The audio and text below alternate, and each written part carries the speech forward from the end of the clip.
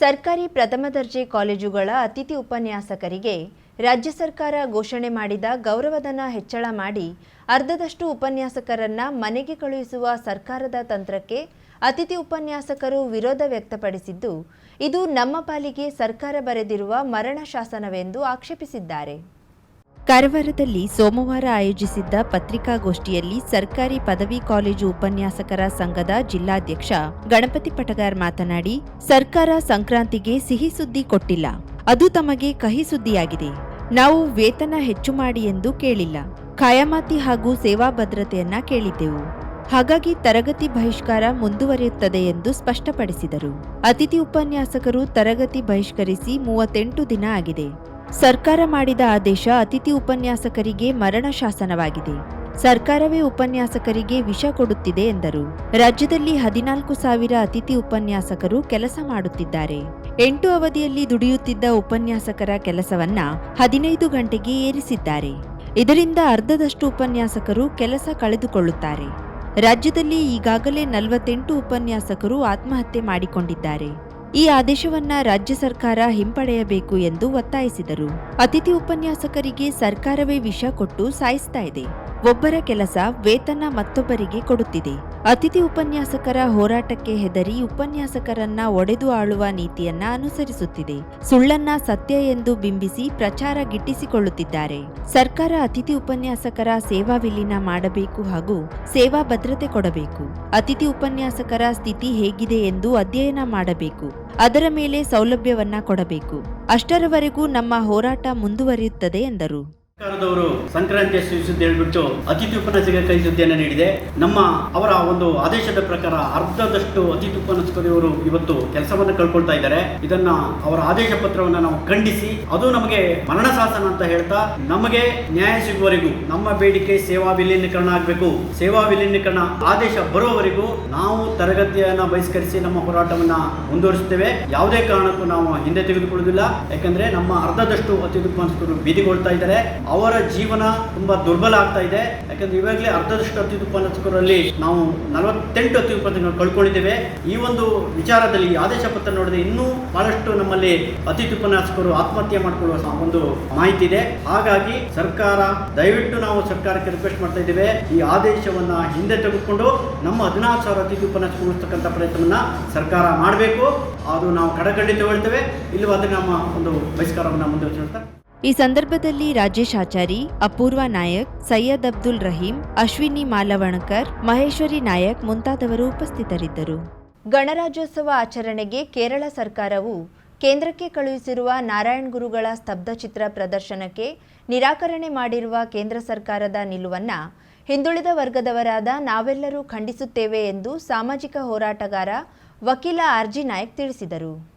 ಕುಮಟಾ ಪಟ್ಟಣದ ವೈಭವ ಪ್ಯಾಲೇಸ್ನಲ್ಲಿ ಇಂದು ಸಾಯಂಕಾಲ ನಡೆದ ಸುದ್ದಿಗೋಷ್ಠಿಯಲ್ಲಿ ಮಾತನಾಡಿದ ಸಾಮಾಜಿಕ ಹೋರಾಟಗಾರ ವಕೀಲ ಆರ್.ಜಿ. ನಾಯಕ್ ಅವರು, ಗಣರಾಜ್ಯೋತ್ಸವ ಆಚರಣೆ ಸಂದರ್ಭದಲ್ಲಿ ನಡೆಯುವ ಸ್ತಬ್ಧಚಿತ್ರ ಪ್ರದರ್ಶನಕ್ಕೆ ಕೇರಳ ಸರ್ಕಾರದ ಗಂಡಬೇರುಂಡ ಮತ್ತು ಬ್ರಹ್ಮಶ್ರೀ ನಾರಾಯಣ ಗುರುಗಳ ಸ್ತಬ್ಧಚಿತ್ರ ಪ್ರದರ್ಶನ ಮಾಡುವ ಬಗ್ಗೆ ಪ್ರಸ್ತಾಪ ಸಲ್ಲಿಸಿತ್ತು. ಆಯ್ಕೆ ಕಮಿಟಿ ಬ್ರಹ್ಮಶ್ರೀಗಳ ಸ್ತಬ್ಧಚಿತ್ರ ಪ್ರದರ್ಶನವನ್ನೇ ಆಯ್ಕೆ ಮಾಡಿ ಕಳುಹಿಸಿತ್ತು.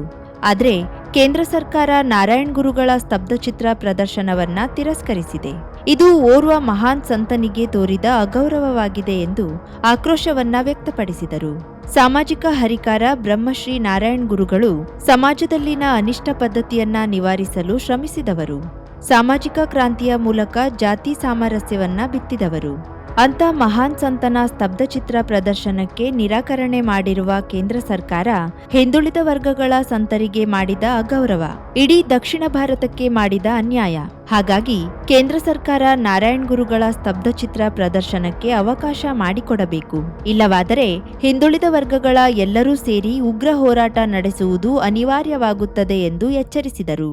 ಅಂತ ಬ್ರಹ್ಮರ್ಷಿ ನಾರಾಯಣ ಗುರುಗಳ ಒಂದು ಸ್ತಬ್ಧ ಚಿತ್ರವನ್ನ ಗಣರಾಜ್ಯೋತ್ಸವದ ಪರೇಡ್ ನಲ್ಲಿ ಕೇರಳ ಸರ್ಕಾರ ತನ್ನ ರಾಜ್ಯದ ಪರವಾಗಿ 2 ಪ್ರಪೋಸಲ್ ಕಳಿಸಿತ್ತು. ಒಂದು 2 ಗಂಡ ಬೇರುಂಡ ಹೇಳ್ತಕ್ಕಂಥ ಒಂದು ಪಕ್ಷಿಯನ್ನ, ಅಂದ್ರೆ ಜಟಾಯುವಿನ ಪಕ್ಷಿಯ ಸ್ಟ್ಯಾಚ್ಯೂ, ಮತ್ತೆ ಬ್ರಹ್ಮರ್ಷಿ ನಾರಾಯಣ ಗುರುಗಳ ಒಂದು ಸ್ಟ್ಯಾಚ್ಯೂ ಅನ್ನ. ಆದ್ರೆ ಅದಕ್ಕೊಂದು ವಿಶೇಷವಾಗಿ ಯಾವ್ಯಾವ ರೀತಿಯ ಸ್ತಬ್ಧ ಚಿತ್ರವನ್ನು ಇಡಬೇಕಂತಕ್ಕಂಥ ದೃಷ್ಟಿಯಿಂದ ಒಂದು ಕಮಿಟಿಯನ್ನ ಸೆಂಟ್ರಲ್ ಗವರ್ಮೆಂಟ್ ಫಾರ್ಮೇಶನ್ ಮಾಡಿದೆ. ಆ ಸೆಂಟ್ರಲ್ ಗವರ್ಮೆಂಟ್ ಫಾರ್ಮೇಶನ್ ಮಾಡಿದಂತ ಒಂದು ಕಮಿಟಿ ಪೇಪರ್ ನಮಗೆ ಯಾವುದೇ ಒಂದು ನಿಖರವಾದ ನ್ಯೂಸ್ ಸಿಕ್ಕಿಲ್ಲ. ವರದಿಯನ್ನು ಆಧರಿಸಿ ದೃಶ್ಯ ಮಾಧ್ಯಮ ಇರಬಹುದು, ಪ್ರೆಸ್ ಮೀಡಿಯಾ ಇರಬಹುದು, ಆ ಒಂದು ಮಾಧ್ಯಮದ ಮುಖಾಂತರ ನಮ್ಗೆ ಗೊತ್ತಾದಂತ ವಿಷಯ ಅಂತ ಹೇಳಿದ್ರೆ ಕಮಿಟಿ ಅದನ್ನ ಪಾಸ್ ಮಾಡಿತ್ತು, ಕೊನೆಗೆ ಅದನ್ನ ತಿರಸ್ಕಾರ ಮಾಡಿದ್ರು. ಯಾವ ಕಾರಣಕ್ಕೆ ಅಂತ ಹೇಳಿ ಇನ್ನು ಗೊತ್ತಿಲ್ಲ ಅಂತ. ನಾನು ಒಂದು ವಿಚಾರವನ್ನ ನಾನು ನಮ್ಮ ಕುಮಟಾ ಜನತೆ ಅಥವಾ ನಮ್ಮ ಉತ್ತರ ಕನ್ನಡ ಜಿಲ್ಲೆ ಜನತೆಗೆ ನಾನು ಕನ್ವಿನ್ಸ್ ಮಾಡೋದಕ್ಕೆ ಪ್ರಯತ್ನ ಪಡ್ತೇನೆ. ಯಾರ ಸ್ತಬ್ಧಚಿತ್ರವನ್ನ ಗಣರಾಜ್ಯೋತ್ಸವದ ಪರೇಡ್ನಲ್ಲಿ ಇಡ್ತಾರೆ ಅಂತ ಹೇಳಿದ್ರೆ ಸಮಾಜಕ್ಕೆ ಅವರಿಂದ ಒಳ್ಳೆ ಒಂದು ಸಂದೇಶ ಕೊಟ್ಟಂತದ್ದಾಗಿರ್ಬೋದು, ಸಮಾಜದ ಪರಿವರ್ತನೆ ಮಾಡ್ತಕ್ಕಂಥ ಸಂತರ ಇರಬಹುದು, ಅಥವಾ ಒಂದು ಅತ್ಯಂತ ಹಳೆಯ ಕಾಲದಲ್ಲಿ ಏನು ಅನಿಷ್ಟ ಪದ್ಧತಿಗಳನ್ನ ಹೋಗಲಾಡಿಸಂತ ಮಹನೀಯರು ಇರ್ಬೋದು, ಅಂತ ಒಂದು ಜನರ ಸ್ತಬ್ಧಚಿತ್ರವನ್ನ ಆಯಾ ಕೇಂದ್ರ ಸರ್ಕಾರ, ಆಯಾ ರಾಜ್ಯ ಸರ್ಕಾರ ಪರಿಪಾಠ. ಸುದ್ದಿಗೋಷ್ಠಿಯಲ್ಲಿ ಹಿಂದುಳಿದ ವರ್ಗಗಳ ಮುಖಂಡರಾದ ಗಜು ನಾಯ್ಕ್, ಭಾಸ್ಕರ್ ಪಟಗಾರ್, ತಿಮ್ಮಪ್ಪ ರಾಮು ಮುಕ್ರಿ, ಜಗದೀಶ್ ಹರಿಕಂತ್ರ, ಅಶೋಕ್ ಗೌಡ, ನಂದಾ ಜಾಧವ್ ಇನ್ನಿತರರು ಉಪಸ್ಥಿತರಿದ್ದರು. ಬೆಳಗಾವಿ ವಿಧಾನಸಭಾ ಅಧಿವೇಶನದಲ್ಲಿ ರಾಜ್ಯ ಸರ್ಕಾರ ಮಂಡಿಸಿರುವ ಕರ್ನಾಟಕ ಧಾರ್ಮಿಕ ಸ್ವಾತಂತ್ರ್ಯ ಸಂರಕ್ಷಣಾ ವಿಧೇಯಕ 2021 ಹಿಂಪಡೆಯುವಂತೆ ಒತ್ತಾಯಿಸಿ ಭಾರತ ಮಾರ್ಕ್ಸ್ವಾದಿ ಕಮ್ಯುನಿಸ್ಟ್ ಪಕ್ಷ ಸೋಮವಾರ ದಾಂಡೇಲಿಯಲ್ಲಿ ತಹಶೀಲ್ದಾರರ ಮುಖಾಂತರ ಮುಖ್ಯಮಂತ್ರಿಗಳಿಗೆ ಮನವಿ ಸಲ್ಲಿಸಿದೆ. ಆಳುವ ವರ್ಗಗಳು ತಾವು ಬಯಸಿದಾಗಲೆಲ್ಲ ರಾಜ್ಯದಲ್ಲಿ ಅಶಾಂತಿಯನ್ನುಂಟು ಮಾಡಲು ಮತ್ತು ವಂಚಕ ಜಾತಿ ಪದ್ಧತಿಯನ್ನ ಮುನ್ನಡೆಸಲು ನೆರವಾಗುವ ದುರುದ್ದೇಶದಿಂದ ಕರ್ನಾಟಕ ಧಾರ್ಮಿಕ ಸ್ವಾತಂತ್ರ್ಯ ಸಂರಕ್ಷಣಾ ವಿಧೇಯಕ 2021 ಮಂಡಿಸಲಾಗಿದೆ ಎಂಬುದನ್ನು ಅದರ ಹೂರಣ ಬಯಲುಗೊಳಿಸುತ್ತದೆ. ಕೋಮು ಹಾಗೂ ಜಾತಿ ದ್ವೇಷಗಳನ್ನು ಮುಂದುವರೆಸುವ ಮತ್ತು ದುಡಿಯುವ ಜನತೆಯನ್ನ ವಿಭಜಿಸಿ ಆಳಲು ಮತಾಂಧ ಹಾಗೂ ಜಾತಿವಾದಿ ಪುಂಡಾಟಿಕೆಗೆ ನೆರವಾಗುವ ದುರುದ್ದೇಶದಿಂದ ರೂಪಿಸಲಾದ ಸಂವಿಧಾನ ವಿರೋಧಿ ವಿಧೇಯಕವನ್ನ ಭಾರತ ಕಮ್ಯುನಿಸ್ಟ್ ಪಕ್ಷ ಬಲವಾಗಿ ಖಂಡಿಸುತ್ತದೆ ಮತ್ತು ಈ ಕೂಡಲೇ ಅದನ್ನ ವಾಪಸ್ಸು ಪಡೆಯುವಂತೆ ಮುಖ್ಯಮಂತ್ರಿಗಳನ್ನ ಒತ್ತಾಯಿಸುತ್ತಿದ್ದೇವೆ. ಈ ಮುಂಚೆ ಬಲವಂತದ ಮತಾಂತರವನ್ನ ತಡೆಯುವ ಉದ್ದೇಶದಿಂದ ಮತಾಂತರ ನಿಷೇಧ ಕಾಯ್ದೆ ತರಲಾಗುವುದೆಂದು ಪ್ರಚಾರಗೊಳಿಸಲಾಗಿತ್ತು. ಆದರೆ ಈ ವಿಧೇಯಕವು ವ್ಯಕ್ತಿಯು ತನಗಿಷ್ಟವಾದ ಮತವನ್ನ ಆಚರಿಸುವುದಕ್ಕೆ ಸರ್ಕಾರದ ಅನುಮತಿ ಪಡೆಯುವುದನ್ನ ಕಡ್ಡಾಯಗೊಳಿಸುತ್ತದೆ. ಆ ಮೂಲಕ ವ್ಯಕ್ತಿಯು ತನಗಿಷ್ಟವಾದ ಮತವನ್ನ ಆಚರಿಸುವ ಭಾರತ ಸಂವಿಧಾನ ಕೊಡಮಾಡಿದ ಹಕ್ಕನ್ನ ಉಲ್ಲಂಘಿಸುತ್ತದೆ. ಅದೇ ರೀತಿ ಮತಾಂತರದ ಧಾರ್ಮಿಕ ವಿಧಿವಿಧಾನಗಳನ್ನ ಪ್ರತಿರೋಧಿಸುತ್ತದೆ. ಈಗಾಗಲೇ ಮತಾಂತರಗೊಂಡಿರುವ ವ್ಯಕ್ತಿಗಳ ಮೇಲೆ ಮತ್ತು ಅಂತಹ ಮತಾಂತರಗೊಂಡಿರುವ ವ್ಯಕ್ತಿಗಳಿಗಿರುವ ಧಾರ್ಮಿಕ ಸಂಸ್ಥೆಗಳು ಹಾಗೂ ಈಗಾಗಲೇ ಮತಾಂತರಗೊಂಡಿರುವ ವ್ಯಕ್ತಿಗಳ ಮೇಲೆ ಮತ್ತು ಅಂತಹ ಮತಾಂತರಗೊಂಡಿರುವ ವ್ಯಕ್ತಿಗಳಿರುವ ಧಾರ್ಮಿಕ ಸಂಸ್ಥೆಗಳು ಹಾಗೂ ಅದರ ಮುಖಂಡರ ಮೇಲೆ ದಾಳಿ ನಡೆಸಲು ಮತಾಂಧ ಹಾಗೂ ಜಾತಿವಾದಿಗಳಿಗೆ ಕಲಂ 4 ಕುಮ್ಮಕ್ಕು ನೀಡುತ್ತದೆ. ಕುಟುಂಬದ ಸದಸ್ಯರು ಮಾತ್ರವಲ್ಲ, ಸಹವರ್ತಿಗಳು, ಸಹೋದ್ಯೋಗಿಗಳು ಯಾರು ಬೇಕಾದರೂ ಬಲವಂತದ ಮತಾಂತರವೆಂದು ದೂರು ನೀಡಲು ಅವಕಾಶ ಮಾಡಿಕೊಡುತ್ತದೆ. ಆ ಮೂಲಕ ಮತಾಂಧರು ದುರುಪಯೋಗ ಮಾಡಲು ಈ ಕಲಂ ಅವಕಾಶ ಮಾಡಿಕೊಟ್ಟಿದೆ. ಮಾತ್ರವಲ್ಲ, ಆಪಾದಿತರೇ ತಮ್ಮನ್ನ ಸಮರ್ಥಿಸಿಕೊಳ್ಳಲು ಹೇಳುತ್ತದೆ. ಹೀಗಾಗಿ ಇಂತಹ ಪ್ರಜಾಸತ್ತೆಯ ವಿರೋಧಿ ವಿಧೇಯಕವನ್ನ ತಕ್ಷಣ ವಾಪಸ್ಸು ಪಡೆಯುವಂತೆ ಮನವಿಯಲ್ಲಿ ಒತ್ತಾಯಿಸಿದ್ದಾರೆ. ಶಿರಸ್ತೇದಾರ ಗೋಪಿ ಚೌಹಾಣ್ ಮನವಿ ಸ್ವೀಕರಿಸಿದ್ರು. ಈ ಸಂದರ್ಭದಲ್ಲಿ ಸಲೀಂ ಸೈಯದ್, ಡಿ ಸ್ಯಾಮ್ಸನ್, ರೇಣುಕಾ ಉಪಾರ್, ಪದ್ಮಾ, ರಾಮಾಂಜನೇಯ, ಇಮ್ರಾನ್ ಖಾನ್, ಕಾಂತರಾವ್ ಮುಂತಾದವರು ಇದ್ದರು.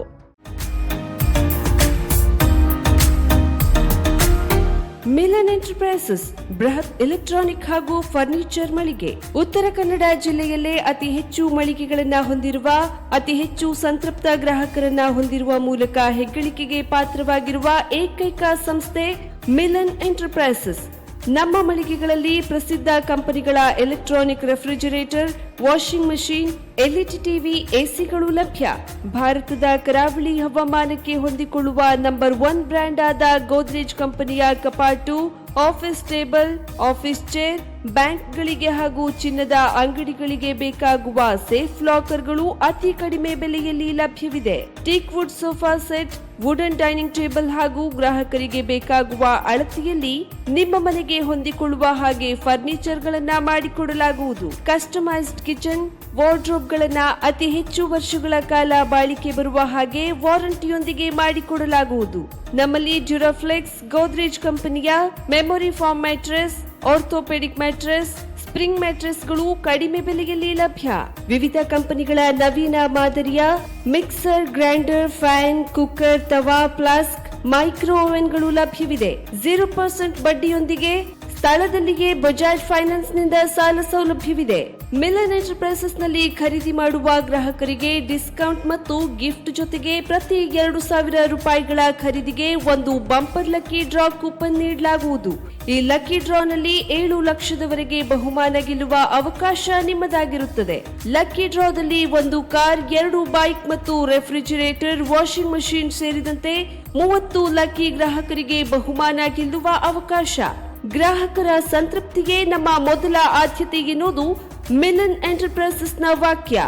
ಉತ್ತರ ಕನ್ನಡ ಜಿಲ್ಲೆಯ ನಮ್ಮ ಶೋರೂಮ್ಗಳಾದ ಮುಲ್ಲಾ ಸ್ಟಾಪ್ ಹತ್ತಿರ Kodibag road, Kajubag, Karwar, agriculture office ಎದುರುಗಡೆ ಮಾಸ್ತಿಕಟ್ಟೆ ರೋಡ್, ಹೊನ್ನಾವರ, ಸೀಮಾ ಕಾಂಪ್ಲೆಕ್ಸ್ ಹತ್ತಿರ Moni Basti main road, Bhatkal, Indian bank ಎದುರು CP Bazaar road, Sirsi, JS building, JN road, Dandeli, KS building, Motikeri road, Haliyal. ಇಲ್ಲಿಗೆ ತಪ್ಪದೇ ಭೇಟಿ ನೀಡಿ ಸಂತೃಪ್ತರಾಗಿ.